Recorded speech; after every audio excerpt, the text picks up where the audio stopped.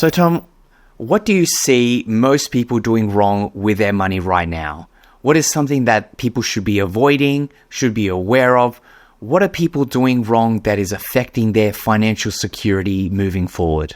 That one's easy. They're trusting their governments, that they're trusting that the government debt priced at, 4% is a good return on their investment. It's really that simple, folks. We're headed for a sovereign debt crisis. And again, it's outside of people's frame of reference. I put the chart up of the annual chart up for my patrons all the time of the 10-year US 10-year note, the yield in the US 10-year note.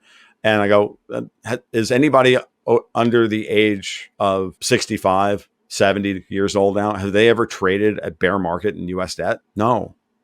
I mean, only in the last 2 years do we actually have, a technical signal saying, no, really, this is a bear market in US debt. Most people are continue to think that this is just another bull market correction, right? It's a primary bull market in US debt, and this is just a bear market correction. No, this is now a primary bear market in US debt, which then means all other sovereign debt, because all other sovereign debt is effectively at this point indexed to US debt. The idea that people are wedded to at the first sign of trouble, Powell will pivot and go back to the zero bound. He hasn't done it yet. And, if you want my honest opinion, go back and read what I wrote 2 years ago. I said he wasn't going to, if he was actually serious about this, he wasn't going to do this. This was going to be his Volcker moment. This was going to be the moment where he comes in, defends the dollar, and says, no, I'm still the head of the Federal Reserve. We are the Fed. All these other people who think they have power in the world are going to have to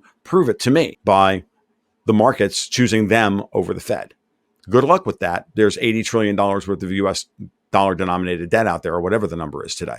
It's an insane number, and it has to be serviced, and it has to be serviced in US dollar. And Powell's going to use that as much as he possibly can. And so the big mistake everybody's making is that, Powell will just pivot. He has to pivot. The math doesn't work, blah, blah, blah, blah. I've heard all of this for 2 years. And he just came out of the last FOMC meeting in July and said, I don't see inflation getting back to 2% until the middle of 2025. This is Jerome Powell speak for, I'm raising rates at the first sign of inflation. Has anybody looked at oil prices?